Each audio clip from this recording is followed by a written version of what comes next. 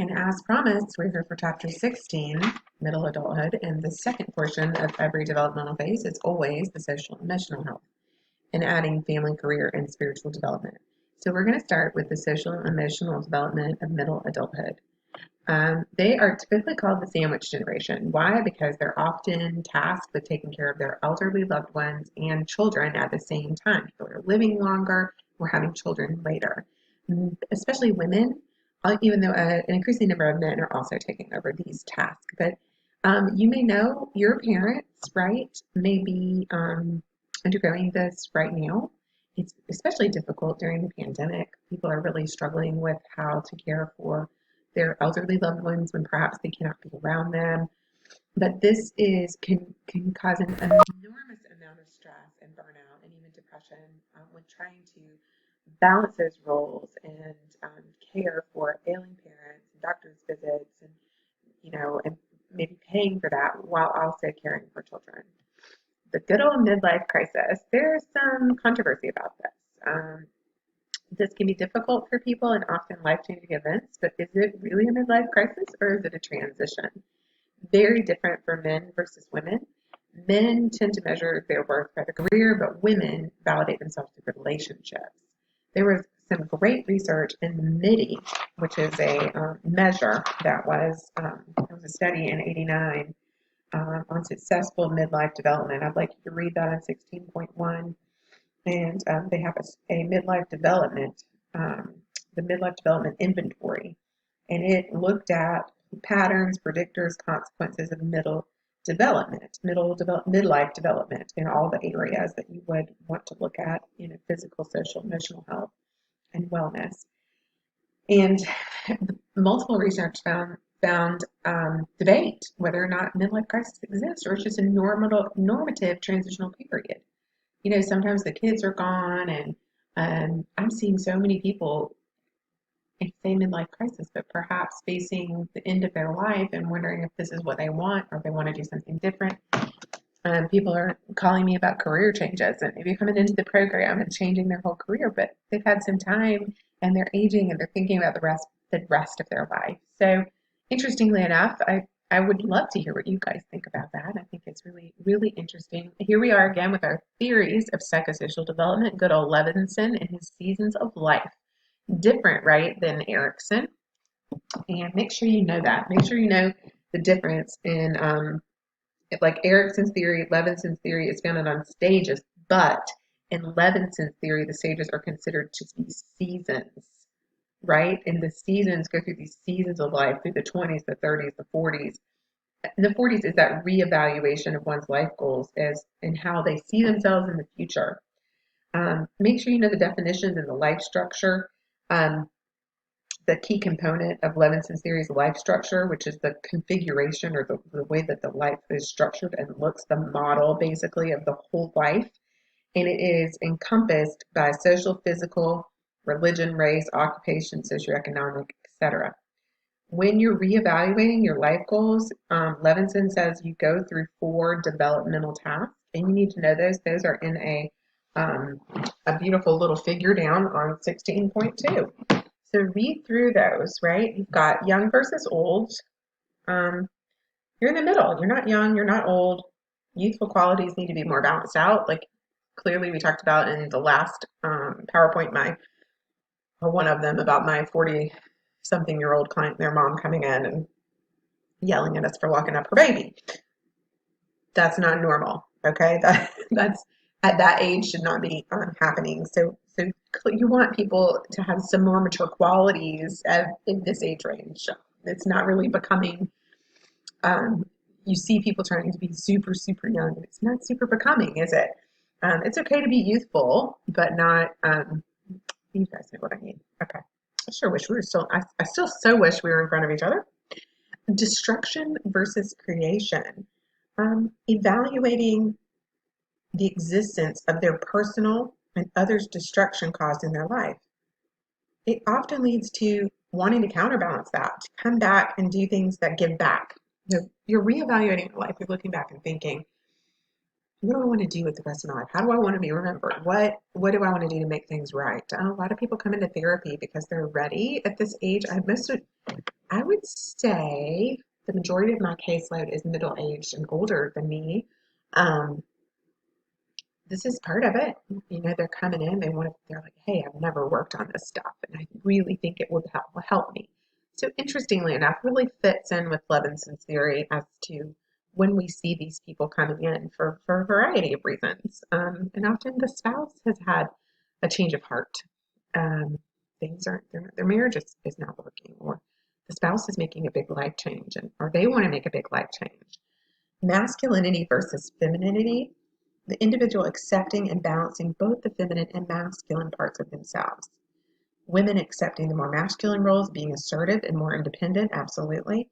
And men more comfortable with feminine characteristics like nurturing and compassion. Um, Being able to work through that and see the benefit of both of those in this age. I will say, I've told you the 40s have been amazing for me, and it is a lot of what you're reading in your textbooks kind of back that up, that it can be a really great time for people growth wise. Engagement versus separateness, that is you're reevaluating the balance between how you interact with the outside world and your separateness, like how much you work, how much, etc.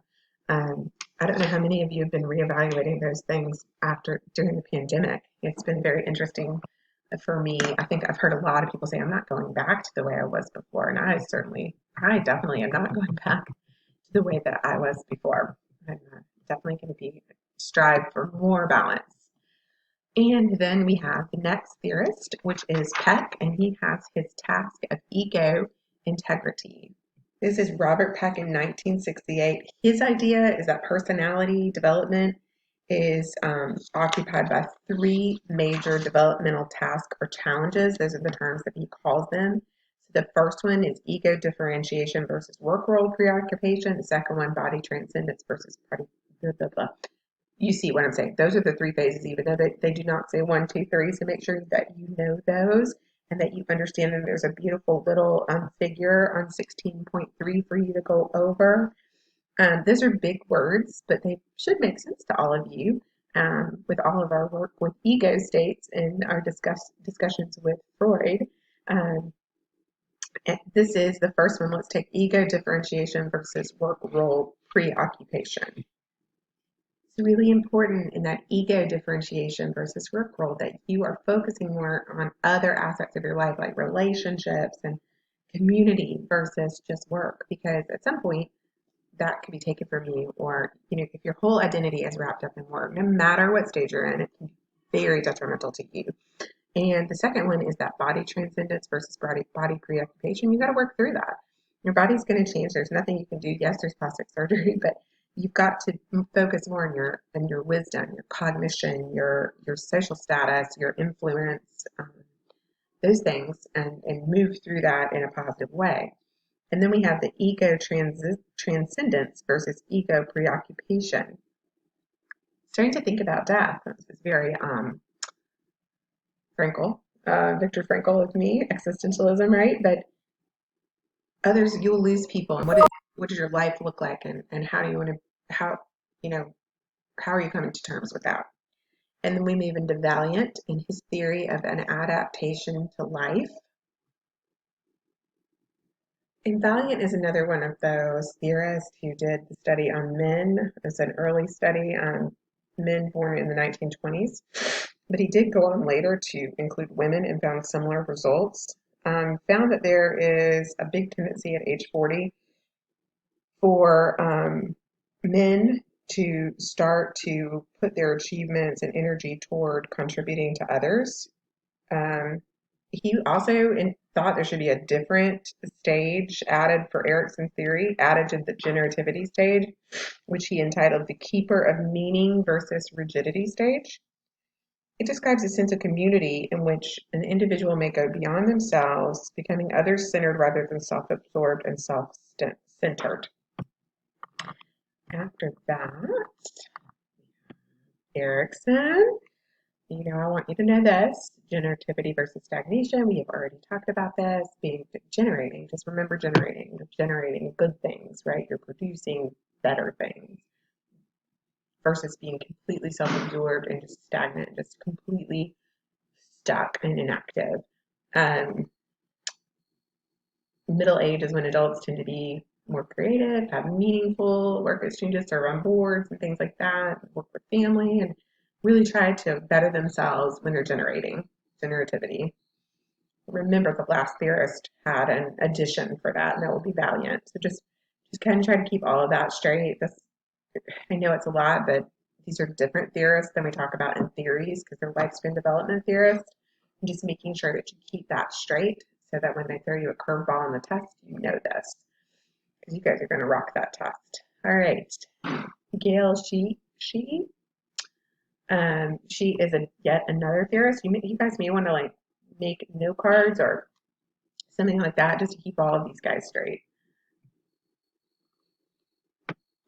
The original work by Gail was Passages. It discusses the developmental process as one continues from 18 through 50. It's a collection of stories of couples that really helped her to create her theory. One of the things she says is crises are inevitable and they're necessary for developmental growth.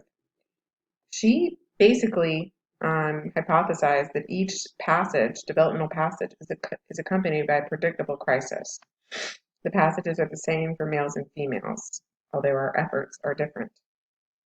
One of the terms for this are marker events. They're concrete events that happen in a person's life. But each stage is not defined by those concrete occurrences, but by the process that occurs within the phases.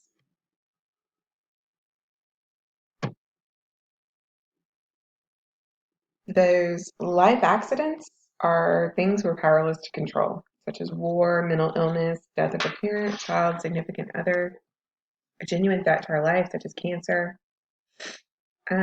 There are 4 areas of perception that she discusses. So each developmental stage we talked about is not defined by concrete occurrences, but by the process that occurs within the phases. So she discusses the 4 areas of perception that will undergo subtle changes. The first is the interior sense of self as it relates to outside individuals. So that's kind of like our internal, right, awareness, right, intrapersonal awareness.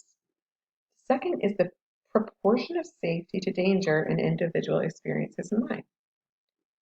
How much danger? What are we doing to keep ourselves safe? What is in our control or out of our control? Perception time is third area of perception. The way you see time. Do you think you have a lot of time? Do you think you have a little bit of time? And then one sense of being alive or stagnant, back to that stagnant versus generativity. I don't know if you guys hear that in the background, but my son has a Yokiro Taco Bell, like a little Chihuahua from back when I was young that still works. Do it one more time so they can little brain break for you. And we'll move on to goals. And we're on to Gould. His developmental theory is more about the internal transition for your own identity. So, reconciling the things you've learned in childhood, perhaps myths or family narratives, etc., rejecting some of those and trying to have more self-awareness, especially in the 30s. Trying to understand yourself, and then when you get to 40, more freedom, accepting self, feeling very, very responsible for yourself and trusting yourself. And then Maslow's was a little bit different with self-actualization theory. Those are 8 steps, and we know we've talked about Maslow several times. But actually, Gould has stages, developmental stages. We've got leaving parents' world, and we've talked about this before. Getting into adult world, questioning, re-examination, midlife decade, reconciliation and mellowing, stability and acceptance. You see, they're analogous to Erickson and others, but a little different. So make sure you know those in table 16.1 because they're not on the side, and I think you need to know that. And Maslow's self-actualization. You remember Maslow's pyramid. I had to stop for a second ago because I had to find places for my children to go this morning. But anyway, recorded half of this last night and the other half this morning. So anyway, I know that you don't really care about that. We know the hierarchy of needs and self-actualization is at the top of the pyramid, right? And basic needs, and then relationships, and et cetera, and then like belongingness, and then self-actualization is at the tippy top. So it does make sense to me, and I do use this a lot because people can't get to self-actualization when they don't have their basic needs met and they're having issues. Maslow's theory says we have an innate urge towards self-actualization, trying to live life in its fullest, and he actually has the 8 steps to achieve it. And you can see through these steps that it would be very difficult for some of our clients to get to this stage because of the issues in their life, especially low SES and complex trauma and things, people who are going through certain things in their life. But the 8 steps that Maslow gives us are experiencing life fully. So living life vividly, living it selflessly, and taking risks. You may not think that, but in order for us to grow, we obviously have to take risks. There was it was a risk for you to come to grad school.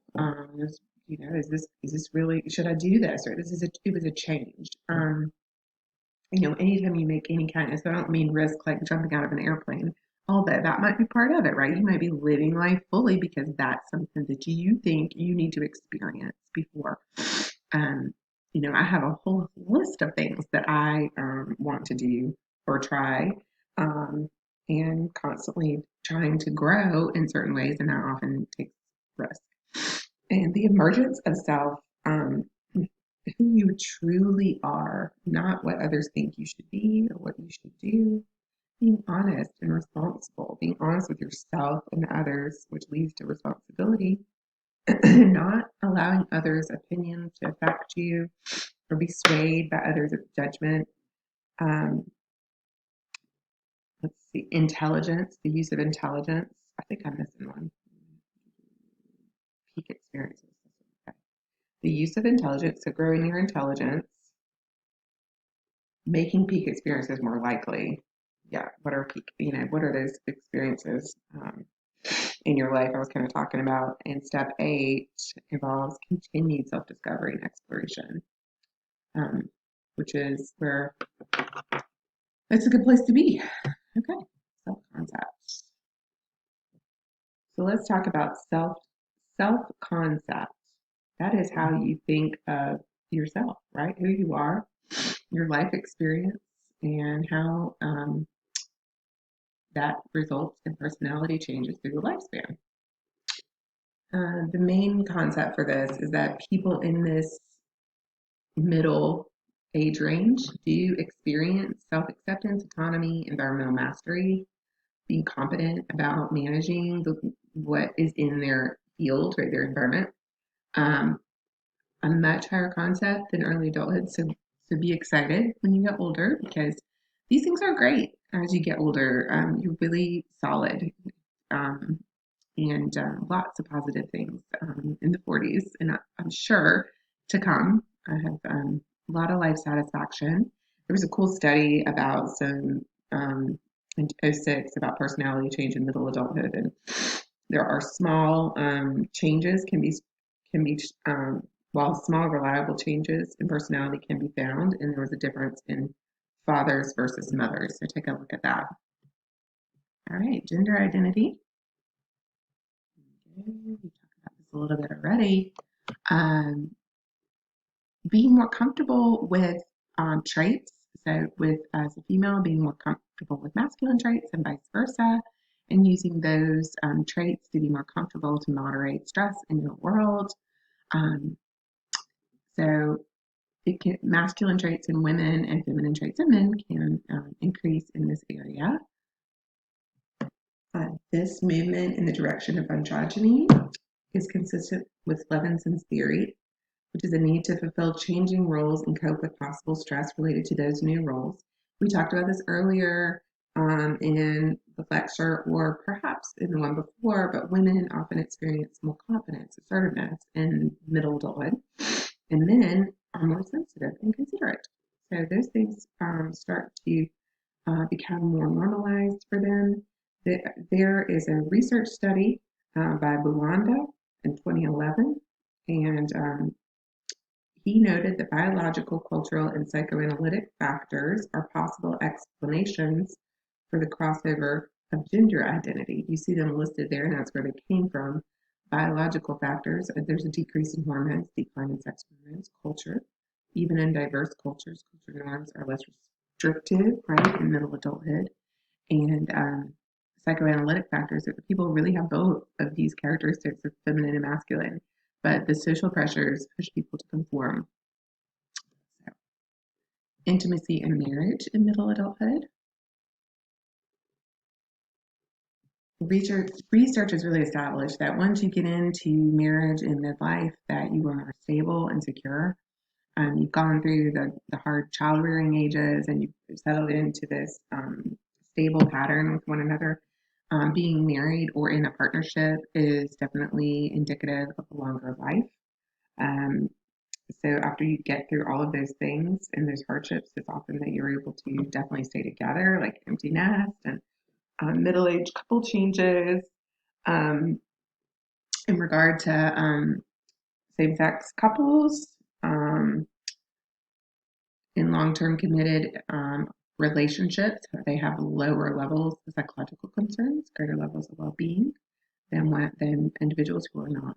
So the same research is true for those couples. Let's see. Yeah, that's all I need to say about that. And then you have important relationships and friendships that are really important during this development. Same goes for this. Very selective in picking friends in middle adulthood. Very important, but very selective, and it's based on actually gaining pleasure from being around people than for other reasons. And stress in middle age. Um, with stress, the definition of it is a normal physical response to internal or external force. We know that stress has a huge impact on us, and it can also be positive, right? With post-traumatic growth, and positive can influence us to make choices and change. But there are stressors that we talked about caring for elderly parents and other financial issues, relationship difficulties with those changes. The pandemic has certainly brought up a lot of that. It's been a pandemic of relationship trouble lately. There are internal stress factors such as physical health and eating and well-being and sleep, which is a huge issue in this age range because sleep is indicative. Sleep really helps depression and anxiety and a whole host of mental health issues. When you can't sleep, it's really difficult.